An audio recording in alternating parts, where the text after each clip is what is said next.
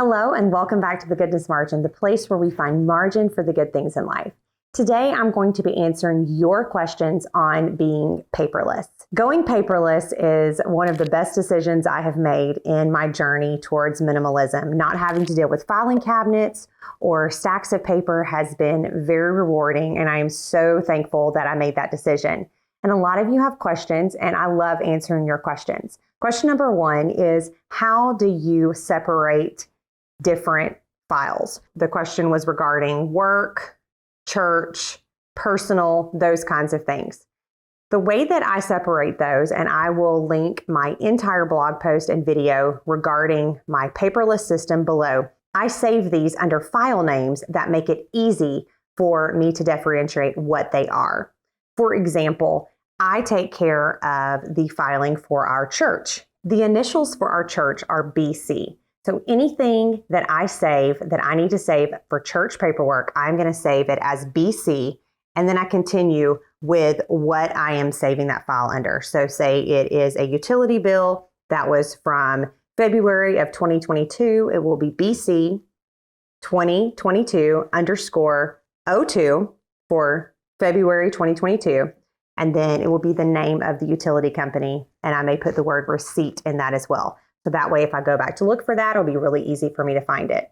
And then I have another system that I use for our personal, where that I save the first letter of each file, lets me know what that is. M is going to be for medical. A is going to be for auto. I is going to be for insurance. And so it just makes it very easy that when I go to move all of my files onto the external hard drive, that they sort of put theirself in order already. And it makes it very easy for me to file those into their separate folders. It also makes it very easy for me to find what I need to find. Now, for anything regarding work, I do not save that to my personal hard drive, my personal external hard drive. I'm going to save that to Google Drive or to the cloud, where someone else can also have access to that. That's something important to remember, that if someone else needs access to that paperwork, saving that to an external hard drive is something that physically you're the only one who have access to it. But if you want someone else to have it, you're going to need to save it on a cloud-based software. But be certain that you do not save personal information there, because that is definitely not very secure. Question number two is, what about my notes? My kids are always taking my paper notes. I can completely understand that. My little girl loves to write on paper, and she typically doesn't ask, is this something I can write on? She just wants to write on it. I love using paper. I love writing on paper to take notes. But I found that I had all of these little notebooks. I would have one in my purse, one in my backpack. And then when I needed to find that note that I had written down, or that list, where is it? Which paper did I write it on? One way that I have saved myself is I use my full focus planner. And in the planner, you will have on the daily page, there's also a page here for notes. And so I have this planner with me most of the time, and I know that I'm not going to throw this away. So if I need to find something that is within that quarter, I know that it's written on that notes page. I also will use sticky notes.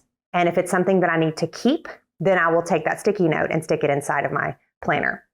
But if you are, say, at a conference, or there's a committee that I'm on and they pass out actual pieces of paper that I need to keep, but I also make notes for things while I'm at that meeting, I will come home and I will scan those in and I will save those to Evernote. Or if you're somewhere and you take notes on a piece of paper and you want to keep that, you can take a photo of that and save it to Evernote. I have an entire file that's called My Notes. And if I need to go back and look at something 5 years ago, I can find that in Evernote. And the thing I love about saving that to Evernote is I can access that anywhere. I can access it on my phone, my iPad, or on my laptop. That's a great way to save those notes. So if you find yourself jotting something down on a piece of paper that you know you need to keep that piece of paper, but you're worried it may disappear, go ahead and scan that into Evernote, or at least take a photo of it so that you don't lose that. Question number three is regarding school papers. What about all of the school papers?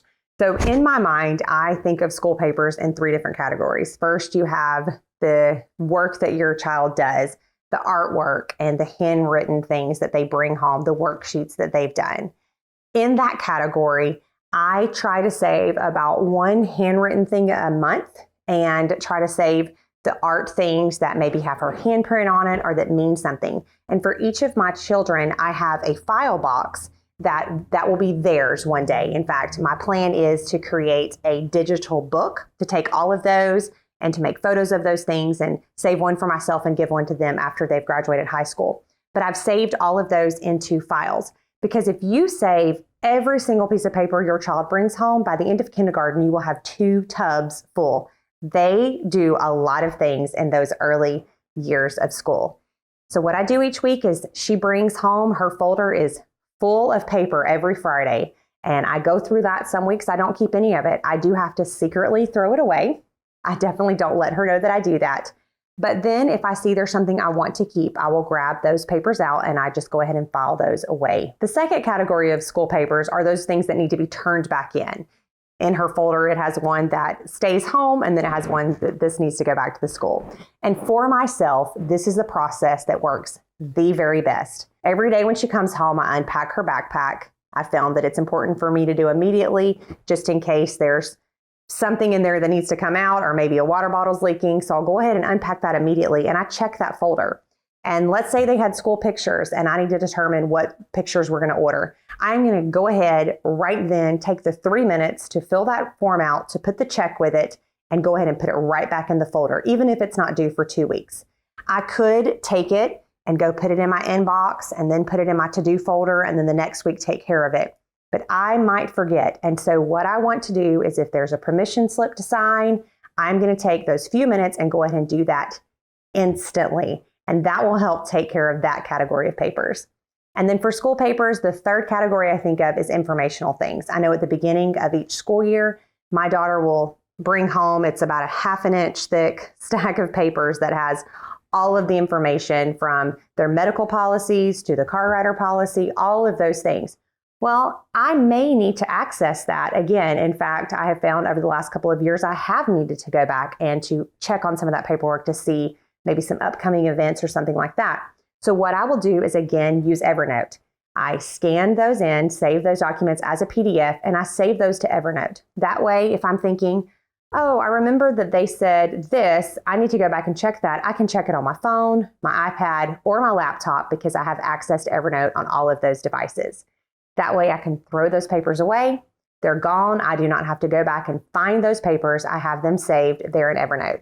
And then at the end of the school year, you can just easily delete that document because you won't need it anymore. The last question is, what do you do with sentimental papers? And the person that sent this to me, I've been asked this by multiple people, but recently someone asked me this question again, and she was in the same boat that I was in. They have recently moved into their first house as a married couple. And this happened to us. We moved into our home. We had lived in several apartments and things before, but we moved into our home that we owned the house, and we had storage in the home. One day our doorbell rang, and there were my parents at the front door with 3 boxes. Now, thankfully, you've probably heard me call my mother the original minimalist. She did not keep all of our things. There were only 3 boxes, but she's like, okay, now you have a house. These things are yours for you to go through. And when I went through that stuff, I had a Trapper Keeper. Does anybody remember those? And it was full of different papers and stuff from school. So I went through those things, and some of those things I decided I do want to keep, different stories I had written or awards I had received. And then some of it I threw away. So for sentimental papers, for things that you want to keep, a lot of those are starting. I had been in school 20 plus years ago. I guess elementary would be even longer than that. And some of those papers were already starting to look yellowed, starting to be old, hard to read. And so I found that if I scan those in immediately, I am preserving those items. So what I recommend is that you take photos of the things, that you scan those in, and you can create a photo book. You can create a digital book, and those are made with acid-free paper that's going to long outlast us. And you can even type out little inserts of, this is an award I received in my 11th grade year, and put whatever information you want to put there with that. That's a really great way to preserve those sentimental papers without having this huge box that you never go through. I mentioned that earlier, that that's actually something I want to do for my children when they graduate high school, is to be able to give them a book rather than giving them a box of papers. I would love to just give them a book that had all of those things that they can carry on with them throughout life. If you have any paperless questions that haven't been answered, I would love for you to ask me those questions in the comment, and those can be featured in our next paperless Q&A video. If you haven't already, Please subscribe to my channel and hit the bell so you'll be notified when the next video goes live. Being paperless, again, is one of the most important decisions I have made, and I 100% believe that it has added margin in my life for the good things.